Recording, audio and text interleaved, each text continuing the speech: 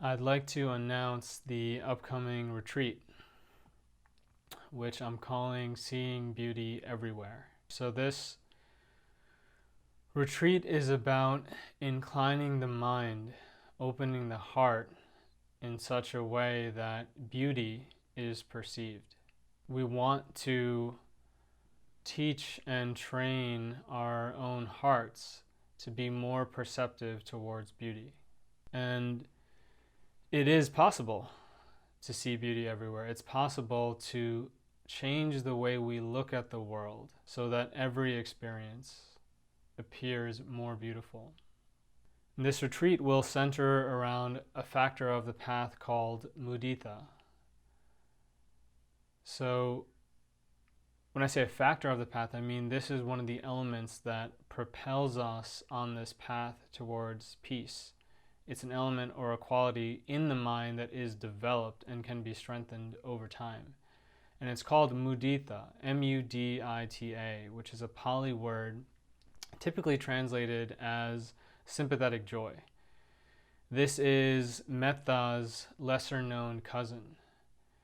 And it's often, in my opinion, slightly mistranslated or sort of misrepresented as merely the act or practice of indulging in another person's happiness. So the way it's typically presented is when someone else is happy, you can feel happiness, almost borrow their happiness, and feel a sense of joy and love just from the other person's joy, the other person's success. Now, this is certainly an element of mudita, but the way I want to talk about it is different. It's inclusive of that, but it's expanded beyond that. So I think a better translation, and the translation given by my teacher Rob Berbea, is appreciative joy, or sometimes also spiritual joy. It's a joy that springs from appreciation, gratitude, appreciating oneself, appreciating the path, the teaching, appreciating one another, appreciating the moon, the sky, anything. It's a movement of the heart. It's an inclination of the mind towards gratitude and appreciation. And to my knowledge, there has not been a retreat, online or in person, that's been focused on this quality of mudita. I've never heard of one. This is a factor of the path that does not receive star billing. It does not get highlighted. And I think this is partially because it's misrepresented. And when something is misrepresented, it's hard to understand it. And when it's hard to understand something, it's hard to teach something. But this quality really came alive for me a few years ago. My journey with this quality started with a time in my life when I was listening to a recorded retreat from Rob Berbea on the jhanas. So the jhanas are these different stages or territories of the mind that we can achieve and really indulge in, states of the mind that we can experience that are blissful, incredibly blissful. Really, if you've never experienced jhanic happiness, it's really quite remarkable, quite beyond what you have experienced. It is a quantum leap from the type of joy, the type of pleasure that we normally experience in mundane life. So typically, when you think about them, in Hollywood or whatever, and in pop culture, when you think about a Zen master or a meditation master sitting deeply in meditation, you're sort of imagining them in a jhana. And I want to say I have a suspicion that 99% of the time when I talk about jhanas, people sort of glaze over because they just sort of assume that it's something that's incredibly far from where they're at right now. So most people don't think it's even a possibility for them. They think, anyone who's, I would say the majority of people who are familiar with this term, which is used in Buddhism as jhana, it's used in Hinduism, I believe, as dhyana in Sanskrit. And it's probably, I would imagine there have been other words for it in other traditions, both secular and non-secular. But I suspect that most people, when they hear about this, they're thinking this is only for a monk or an extremely wise, advanced meditator. It's not for me.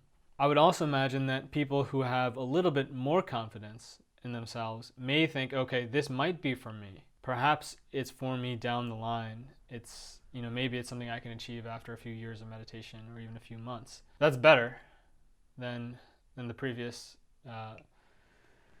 conception. But I really want to encourage that, when I speak of jhana, I'm not speaking about it for you in the future. I'm interested in this topic because I believe it could be available for you in the here and now, in the very near future. I believe that jhanas are a perceptual skill, a perceptual attainment that is inherently possible for the human chitta, the human mind. So I just want to say that it's an incredibly beautiful, pleasurable state of mind that is available to you.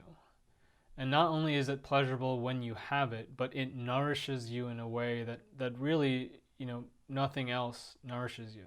Or I should say, nothing in the mundane world can nourish you the way the jhanas can nourish you. So they impact you, and over time they help you transform. And it's interesting, the Buddha spent a lot more time talking about the jhanas than he spoke about mindfulness. Way, way, way more time on the jhanas.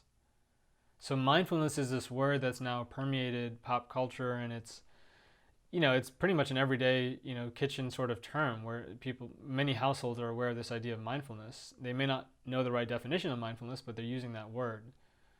So mindfulness is important, and it's certainly a very important part of the path, but jhanas too are important, and I think very much worthy of our attention. So my teacher Rob, who passed away in 2020, he gave this retreat on the jhanas shortly before he passed away. I mean, he had pancreatic cancer, and he was in immense pain and near the end of his life, and was very well aware that he was dying. And he gave this incredibly beautiful retreat. I met one of his students who actually would drive him from his home to the retreat center called Gaia House in England, where he would teach. And he said that, Rob would give this, this amazing talk, and then he would pick him up to take him back home, and he would just sort of shrink in the passenger seat, shrink in pain. So, I always think about that, and I'm so grateful for Rob to giving this retreat despite his physical condition. And he actually says in the retreat that he wanted to teach on this topic for 16 years, but never had the opportunity. So there's this sense, I have this sense that he wanted to make sure that before he died, he spoke on a range of subjects, and spoke, sort of very comprehensively on the jhanas. So why am I saying that? Why is that relevant to our upcoming retreat, Seeing Beauty Everywhere? So I'm about to make the connection.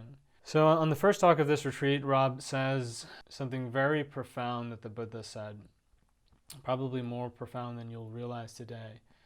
He said, I think somebody had asked, what does jhana depend on? And the Buddha said, it depends on happiness. So I want you to take that in now. What I'm saying is that there is this incredibly powerful, moving, beautiful, nourishing state of mind that's available to you, and it depends on happiness.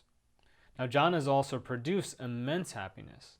So it's a happiness that depends on happiness. What I hope is that this statement makes the jhanas even more relevant to you now.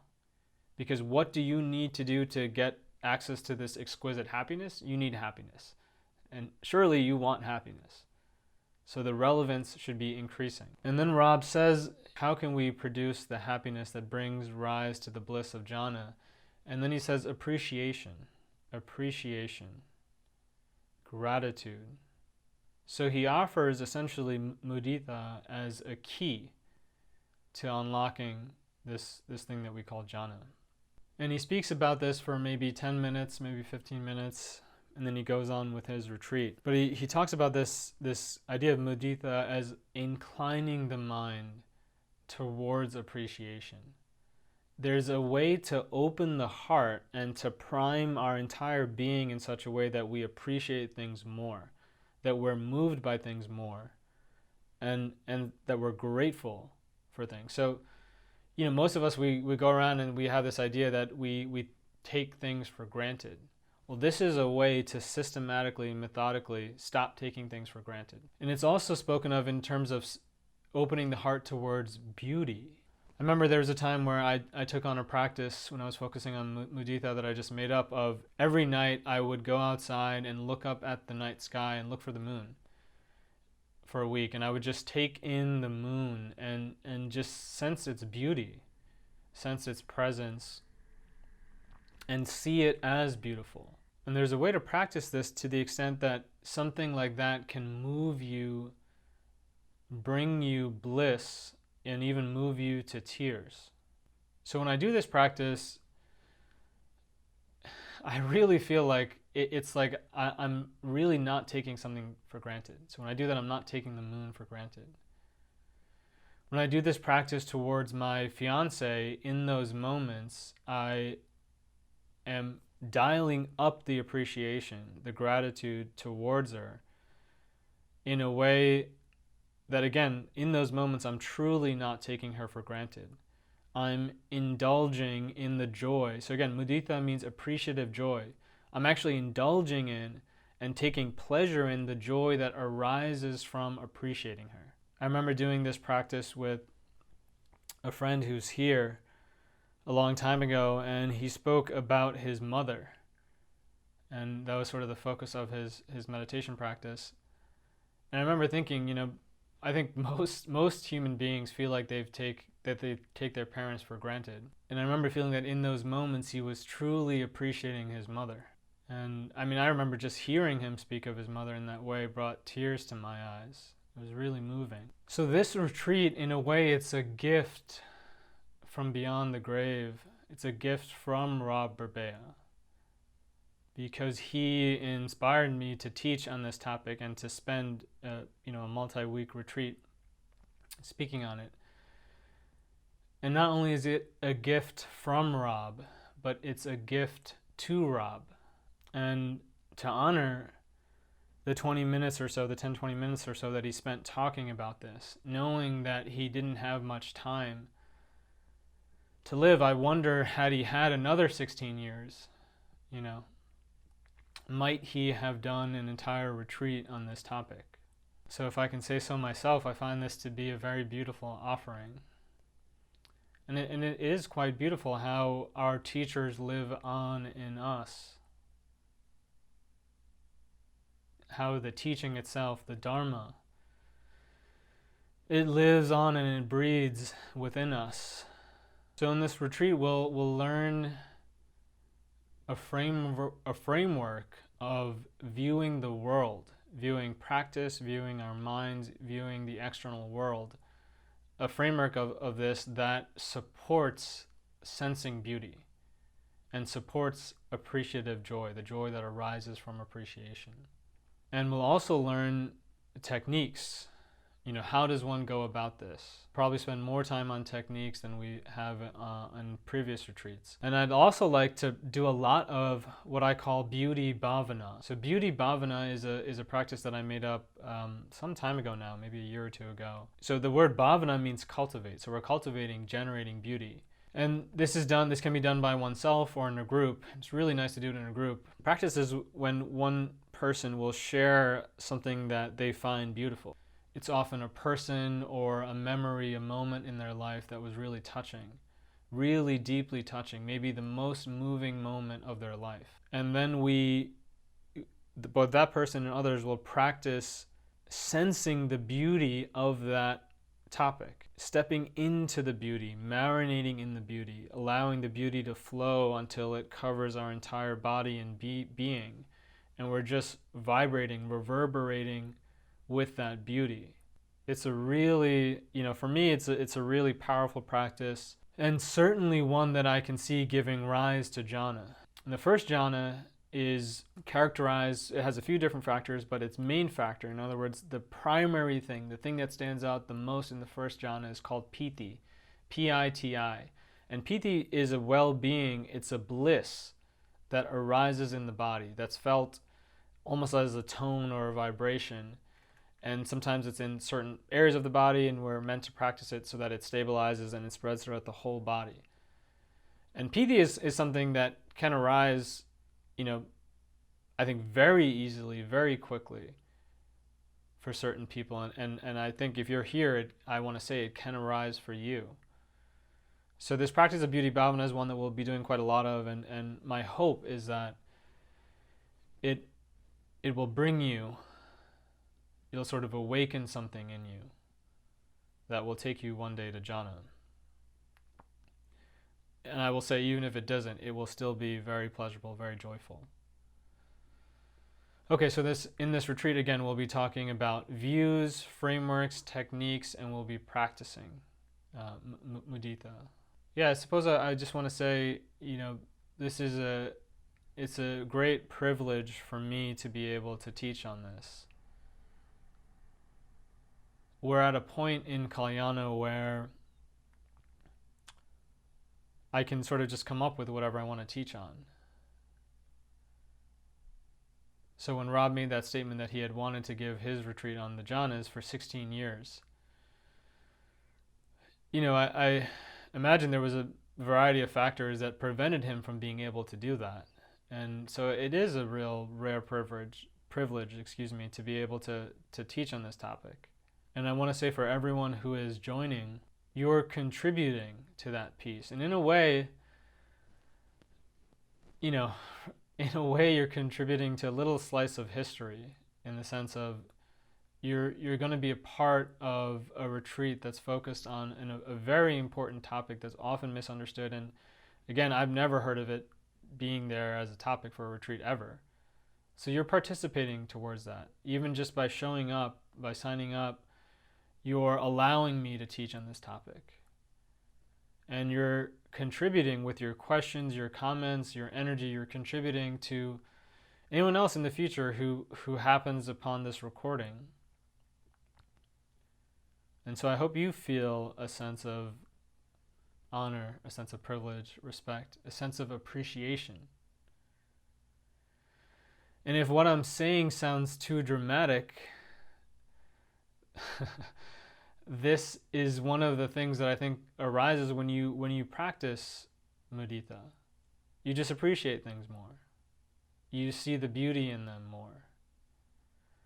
It's funny, I had someone was listening to my videos, and he commented that he felt that I was being too earnest in the way I teach, which I found really interesting. And I welcome feedback, and by no means do I think this person was wrong for saying this, but part of the advantages of teaching is you get to say what you want, right? So my stump speech here is, you can't be too earnest. You cannot be too sincere. You cannot be too appreciative. The Buddha's teaching encourages indulging in the beauty of things and feeling them. It encourages being moved. So this is actually, I think, missed by so many people. A lot of, one of the great things about Kalyana for me is I get to teach Buddhists and non-Buddhists alike. And in some ways, non-Buddhists are a little bit easier to teach because they lack some of the misunderstanding that comes with someone who's been born and raised a Buddhist. And of course, these teachings are about the mind. So there's, in a way, there's nothing religious about these teachings. They're extremely secular. They're experimental. They're things that you can experience firsthand, so they don't require blind faith. But some folks who have been around Dharma or around the Buddha's teachings think that think that the path is about becoming sort of stoic, to where you're not affected by anything.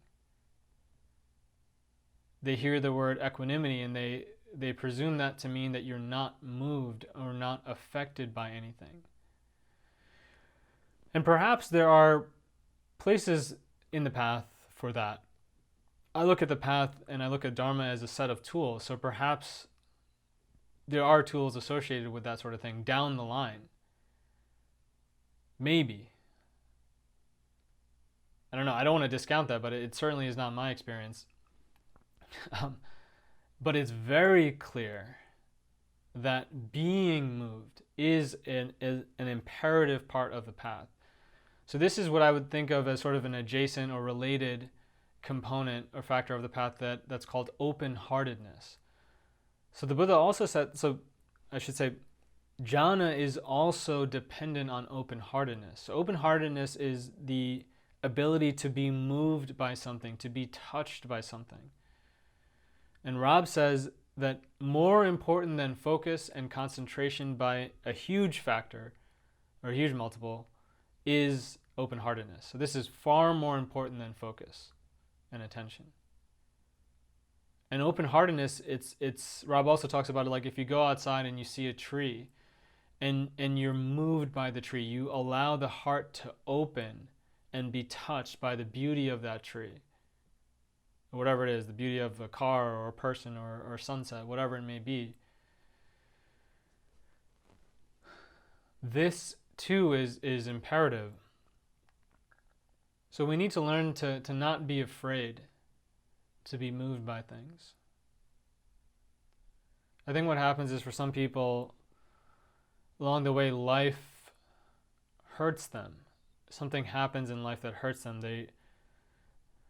A girlfriend breaks up with them, a husband divorces them, they get injured, they lose a job, all kinds of things happen along the way in life that make us afraid to feel,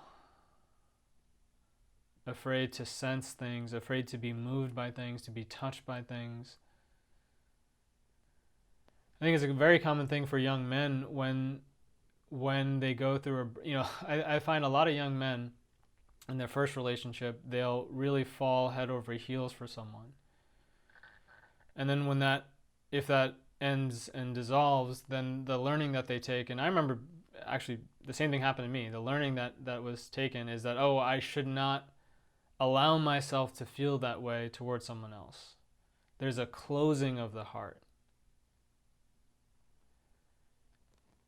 And sometimes life will sometimes for people, life will continue to knock them down, and this notion of, I need to close the heart, I need to protect myself, I need to put on a suit of armor, that just increases throughout life's inevitable difficulties. That actually restricts us from more happiness, it restricts us from jhana, and it restricts us from mudita, from appreciative joy. But this is something we can learn to undo. So I'll end by saying that I want this for you. I want you to sense beauty everywhere. I want you to be touched by things. I want you to truly appreciate all the blessings in your life. I want you to wake up with a sense of gratitude, go to bed with a sense of gratitude. I want you to find a gear in your own heart that you can turn on anytime. You can just shift into this gear of appreciative joy.